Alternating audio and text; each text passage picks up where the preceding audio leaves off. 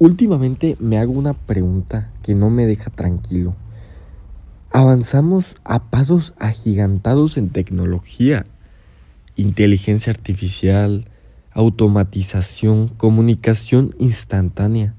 Pero cuando observo a la sociedad, a las personas, a cómo nos tratamos, cómo pensamos, cómo reaccionamos, no estoy tan seguro de que estemos evolucionando al mismo ritmo. Es como si una parte de nosotros hubiera avanzado muchísimo, pero otra se queda atrás o incluso hasta retrocede. Sí, y creo que esa sensación no es casual, porque si lo piensas, cuando hablamos de evolución, casi siempre la medimos con indicadores tecnológicos, dispositivos más rápidos, más información, más alcance, más eficiencia. Pero rara vez nos detenemos a preguntarnos si también hemos evolucionado en valores, en empatía, en pensamiento crítico o en conciencia colectiva. Tal vez confundimos progreso con evolución y no necesariamente son lo mismo. Exacto. Progreso suena a algo automático, casi inevitable. Evolución, un cambio, implica transformaciones internas. Y ahí es donde tengo mis dudas. Hoy tenemos más acceso al conocimiento que nunca, pero eso no significa que seamos más sabios. Tenemos más comunicación, pero no necesariamente mejores conversaciones. Tenemos más libertad de expresión, pero menos capacidad de escuchar. Y lo más irónico es que la tecnología, en teoría, debería ayudarnos a crecer. Muchas veces termina sustituyendo procesos humanos fundamentales. Ya no memorizamos, no reflexionamos tanto, no esperamos, no toleramos el aburrimiento. Todo tiene que ser inmediato. Y esa inmediatez no solo moldea nuestro consumo, sino nuestra forma de pensar, de sentir y de relacionarnos. Ahí entra un punto clave. La velocidad, la tecnología avanza rápido, pero el ser humano no está diseñado para procesar toda esa velocidad. Nuestras emociones, nuestra capacidad de comprensión y nuestro juicio necesitan tiempo. Pero vivimos en una dinámica donde detenerse para un lujo o incluso una debilidad, pensar demasiado se ve mal, dudar se ve mal, cambiar de opinión se ve mal. Y eso tiene consecuencias profundas, porque una sociedad no se detiene a reflexionar, es una sociedad que reacciona, no que decide. Reacciona a titulares, a tendencias, a estímulos, no analiza, no contextualiza, no cuestiona. Y ahí es donde surge la pregunta incómoda. ¿De verdad estamos evolucionando o solo estamos mejorando las herramientas que amplifican nuestras mismas limitaciones? Incluso podría decirse que la tecnología nos ha hecho mejores ni peores, solo más visibles. Amplifica lo que ya somos. Si hay ignorancia, la hace viral. Si hay odio, lo vuelve masivo. Si hay superficialidad, la convierte en norma, pero también amplifica lo bueno. El problema es que lo bueno requiere esfuerzo y lo fácil siempre gana terreno. Y aquí conecto con algo que me parece clave. La educación emocional y ética no ha avanzado al mismo ritmo que la tecnología. Sabemos usar dispositivos, pero no sabemos gestionar frustración. Sabemos comunicarnos por mensajes, pero no resolver conflictos cara a cara. Sabemos opinar de todo, pero no asumir responsabilidad por lo que decimos. Eso se nota mucho en las redes sociales, espacios que nacieron para conectar personas terminaron convirtiéndose en escenarios de validación, comparación y confrontación. Y no porque la tecnología lo exija, sino porque como sociedad nos desarrollamos las herramientas internas para usarlas con madurez. Le dimos un poder enorme a una mente que todavía no sabe qué hacer con él. Y el problema no es solo individual, es colectivo, porque cuando una sociedad premia la visibilidad sobre la profundidad, el impacto sobre el contenido y la reacción sobre la reflexión, empieza a moldear el comportamiento de todos. La gente no piensa lo que cree, piensa lo que genera interacción. No dice lo que considera verdadero, dice lo que es aceptado. Ahí siento que hay un estancamiento evolutivo, porque evolucionar como sociedad implicaría desarrollar el pensamiento crítico, tolerancia a la diferencia, capacidad de diálogo autocrítica, pero muchas veces pareciera que vamos en dirección contraria. Polarización, simplificación de problemas complejos, etiquetas rápidas, enemigos claros. Y todo eso se ve reforzado por algoritmos, sistemas diseñados no para hacernos pensar mejor, sino para mantenernos más tiempo conectados. Nos muestran lo que confirma nuestras ideas, no lo que las desafía. Y eso crea burbujas mentales donde creemos que nuestra visión del mundo es la única válida. ¿Cómo puede evolucionar una sociedad que ya no se cuestiona a sí misma? Y claro, hay, claro que siempre hay una minoría, jamás es la absoluta verdad de que toda la sociedad es así, pero sí la mayoría. Exacto. Evolucionar implica incomodidad, implica aceptar que podemos estar equivocados, pero hoy el error se castiga socialmente. Cambiar de opinión se interpreta como debilidad y entonces la gente prefiere aferrarse a ideas equivocadas que admitir que aprendió algo nuevo. Eso no es evolución, eso es encantamiento con buena conexión a internet. Y mientras tanto, la tecnología sigue avanzando sin esperar a que maduremos. Inteligencia artificial que toma decisiones, automatización que redefine el trabajo, sistemas que influyen en elecciones, consumo, relaciones.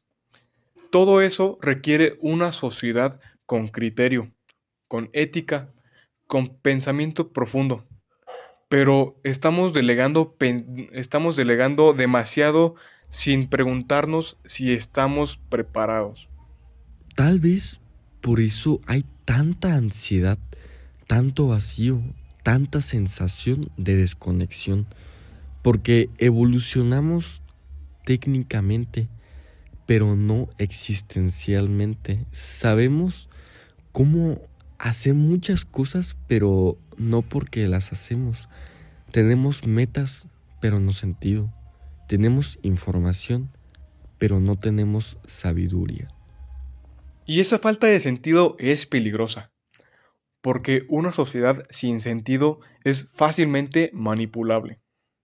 Busca pertenencia, busca respuestas simples, busca culpables. Y de ahí es donde surgen discursos extremos, soluciones mágicas, líderes que prometen certezas en un mundo que es complejo por naturaleza.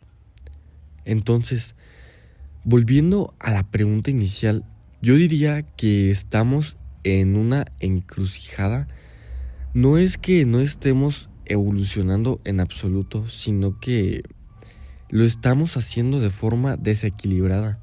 Un músculo crece mucho y el otro se atrofia.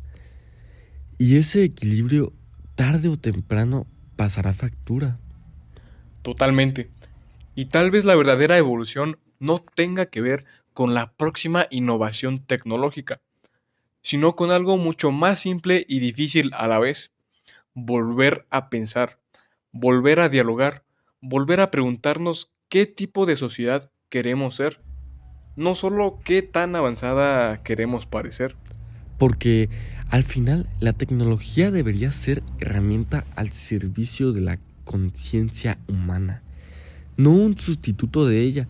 Y si no logramos eso, no importa cuánto avancemos, técnicamente seguiremos repitiendo los mismos errores, solo que con dispositivos más sofisticados.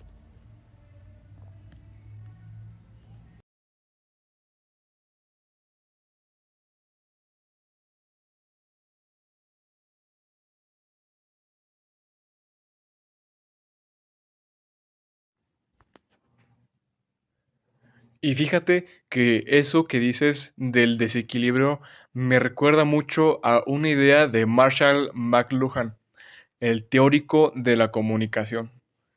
Él decía que primero creamos las herramientas y luego las herramientas nos crean a nosotros.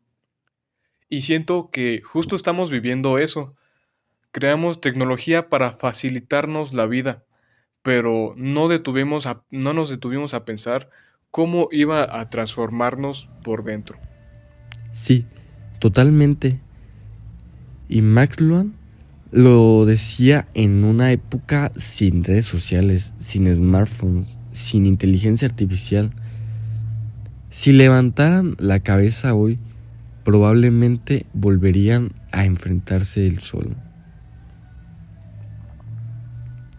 Pero es cierto, cada a veces tecnológico modifica nuestra forma de percibir el mundo, de relacionarnos y hasta de entendernos a nosotros mismos. Y lo más interesante es que ese cambio no siempre es consciente. Por ejemplo, Nicholas Carr, en su libro The Shallows, What the Internet is Doing to Our Brains, explica cómo el uso constante de Internet está reconfigurando nuestra capacidad de concentración y pensamiento profundo. No es que seamos más tontos, es que pensamos distinto y no siempre mejor. Claro, pasamos de leer para comprender a leer para escanear, saltarnos de idea en idea, de estímulo en estímulo. Antes una duda te acompañaba días, ahora dura lo que tarda en responderla a Google. Y eso tiene un costo cognitivo enorme, porque pensar de verdad implica sostener una pregunta, no resolverla de inmediato. Y de ahí es donde yo me pregunto, ¿cómo puede evolucionar una sociedad que ya no sabe convivir con la duda? La duda es incómoda, claro, pero es el motor del pensamiento. Sin duda, no hay ciencia, no hay filosofía, no hay aprendizaje. Pero hoy todo nos empuja a tener respuestas rápidas, opiniones firmes y posturas definitivas.